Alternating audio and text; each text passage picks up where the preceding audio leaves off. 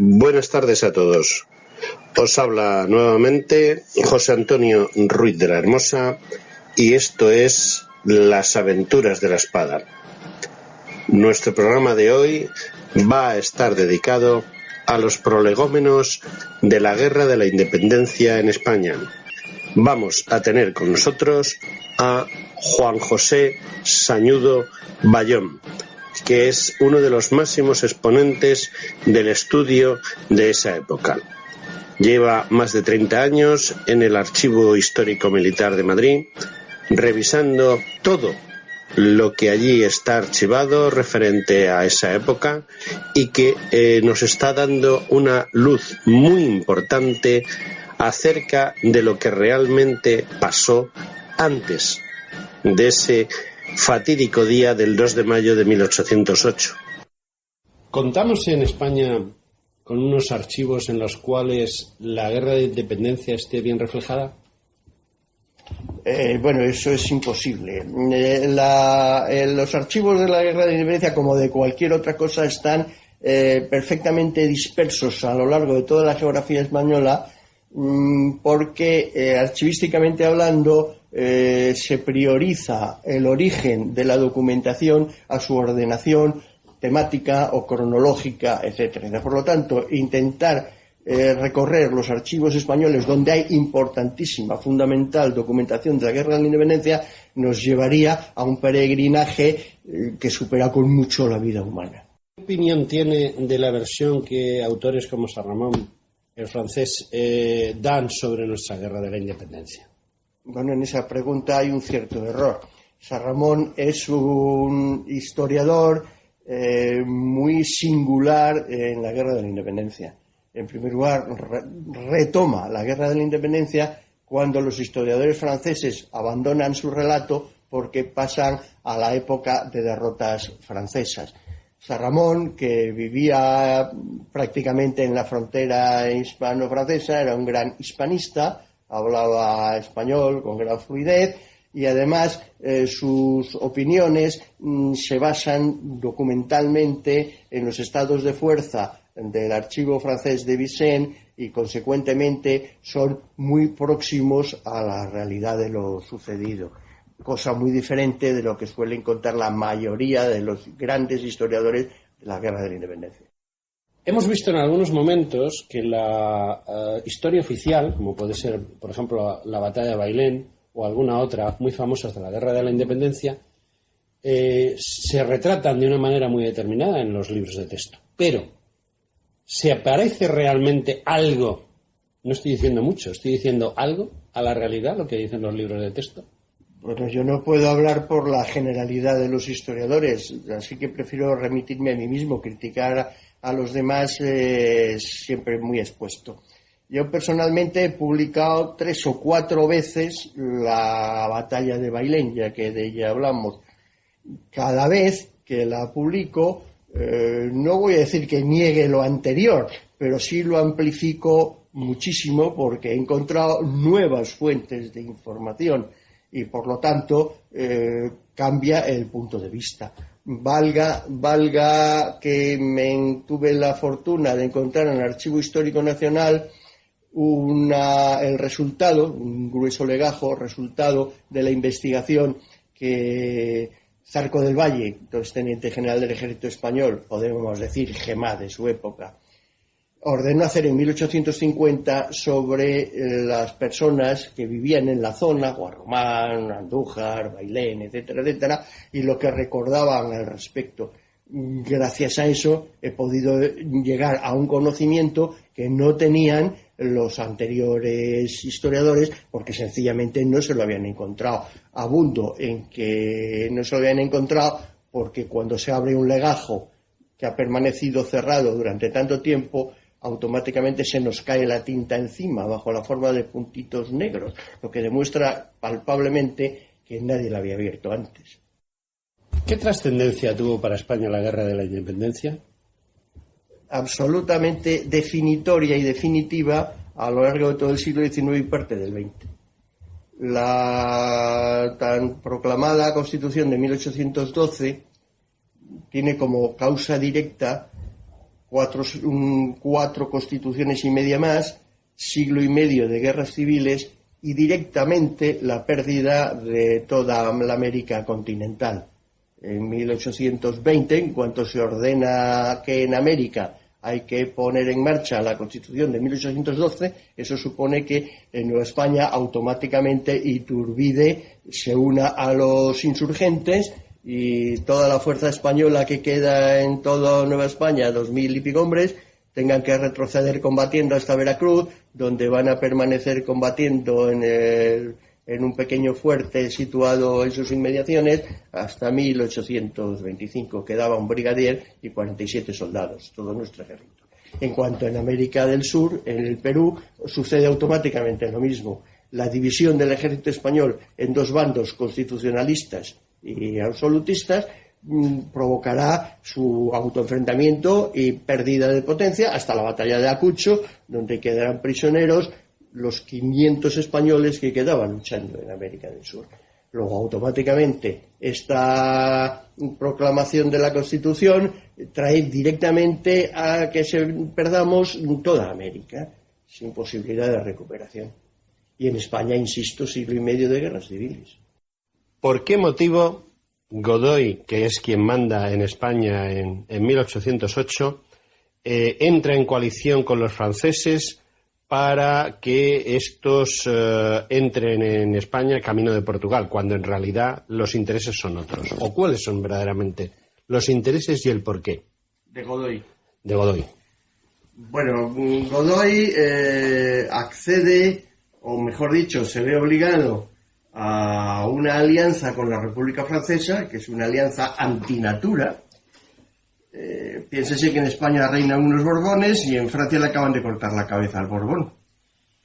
Pero no solo eso, sino que España, en consecuencia, ha entrado formando parte de la primera coalición que lidera Prusia contra la República Francesa. Una guerra que dura un par de años y que termina pues con la derrota militar española, con los franceses que han llegado ya a Miranda de Ebro, después de haber ocupado las tres provincias vascongadas, que están sitiando ya en Pamplona, y prácticamente parecido en la frontera con Cataluña. En consecuencia, ante la derrota militar española, que sería un poco largo explicar las razones de, Godoy consigue firmar la paz de Basilea con la República Francesa. Por otra parte, a Francia también le interesa porque se ve muy acuciada por sus otras fronteras. Y es una paz en la que España prácticamente se pone de rodillas, consigue salvar su integridad territorial peninsular, pero a costa de muy fuertes sevicias para el resto. España va a tener que pagar cada año una fabulosa cantidad de dinero a la República Francesa. Tanto la flota española como el ejército español quedan a disposición de Francia y, en consecuencia, no es más que cuestión de tiempo que Francia haga de España lo que estime conveniente. No lo va a hacer a bote pronto porque está ocupada en otras guerras europeas, pero en cuanto Francia consiga librarse mediante derrotas sucesivas de sus enemigos desde el Imperio Austriaco hasta el Imperio Ruso incluido, es decir, finales de 1807, cuando Napoleón se ve libre de otros enemigos, vuelve su vista hacia España y va a hacer dos cosas. Una, intentar incorporar al Imperio francés el territorio al norte de España hasta la línea del Ebro. Y después, y viendo la debilidad de la monarquía española, pues poner a su hermano como rey de España. En pocas palabras, Godoy, yendo al grano de la pregunta, Godoy lo que ha hecho es ganar tiempo.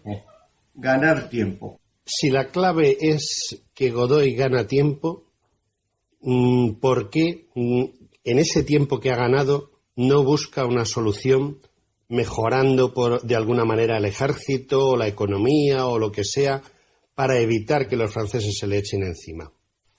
Bien, la pregunta tiene dos vertientes.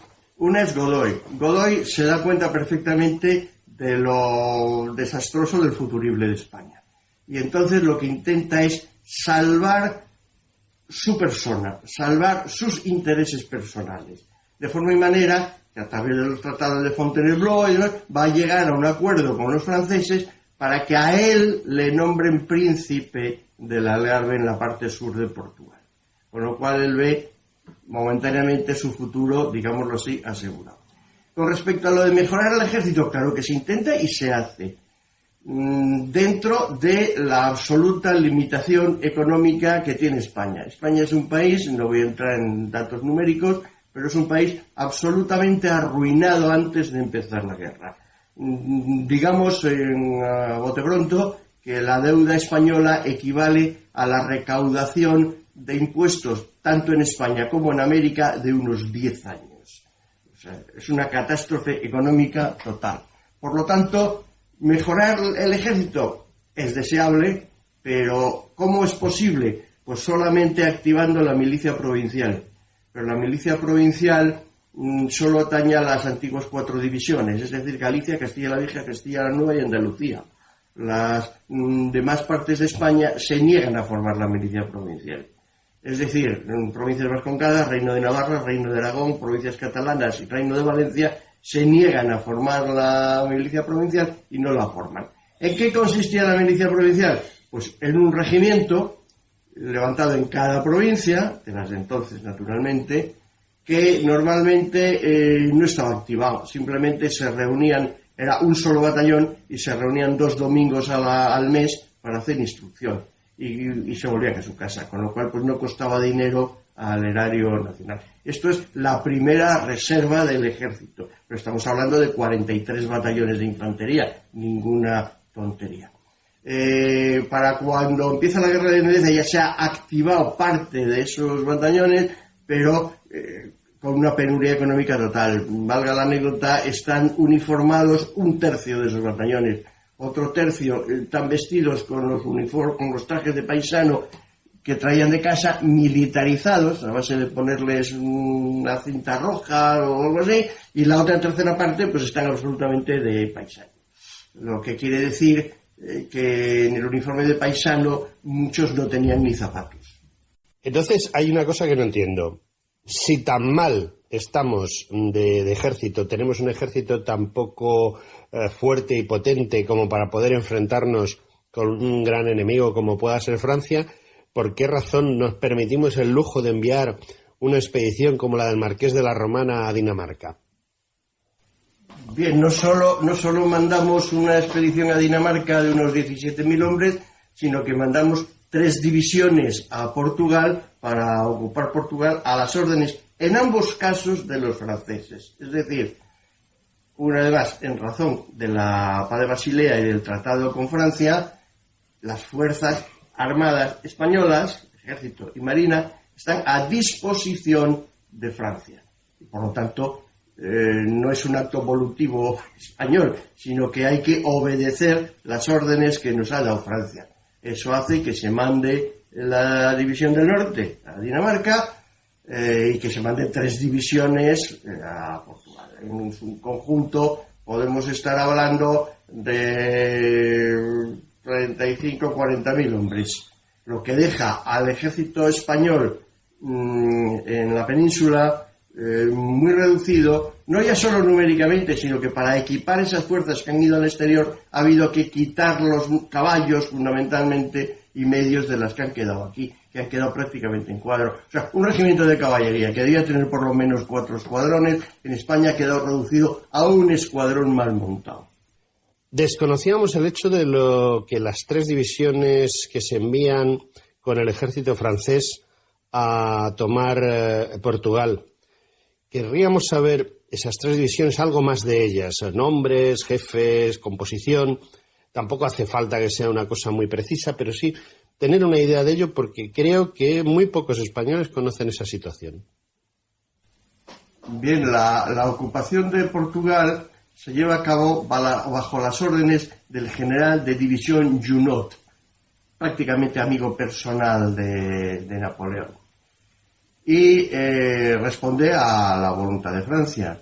Estas 3 divisiones, va cada una de ellas mandada por un teniente general. Valga la anécdota de que ponemos 3 tenientes generales a las órdenes de un general de división francés. Estas 3 divisiones van a ocupar Portugal, pues una hacia el norte, sin problemas. En realidad el ejército portugués no intenta evitar la ocupación, entre otras cosas porque nadie se lo ha ordenado. La familia real ha huido a Brasil y en consecuencia nadie le ordena al ejército portugués que combata. Una segunda división lo ocupa la zona centro y una tercera división ocupa la zona sur. Van mandados por estos 3 tenientes generales. La ocupación se produce sin disparar un solo tiro, pero inicialmente van a permanecer en Portugal, salvo la división del general Solano, que es la que ha ocupado la parte sur del Algarve, el cual, a pretexto de la peligrosidad británica, por otra parte cierta, de actuar desde Gibraltar, retorna prácticamente por propia iniciativa a Andalucía. Las otras 2 permanecen en Portugal. En cuanto empieza la Guerra de la Independencia, la que está al norte se retira hacia Galicia sin problemas y va a ser el núcleo fundamental del ejército de Galicia, y la división que está en el centro va a ser hecha prisionera por los franceses sin resistencia casi en su totalidad. Estamos hablando de prisioneros, y hablando de prisioneros hablamos del Marqués de la Romana. Cuando se produce el levantamiento de 1808, las tropas de la Romana están en Dinamarca. ¿Qué situación se produce? ¿Cómo se soluciona el sacar esas tropas de allí? En realidad, la noticia viene un poco retardada en el tiempo. Es un capitán, después 2, que viajan a España desde Dinamarca.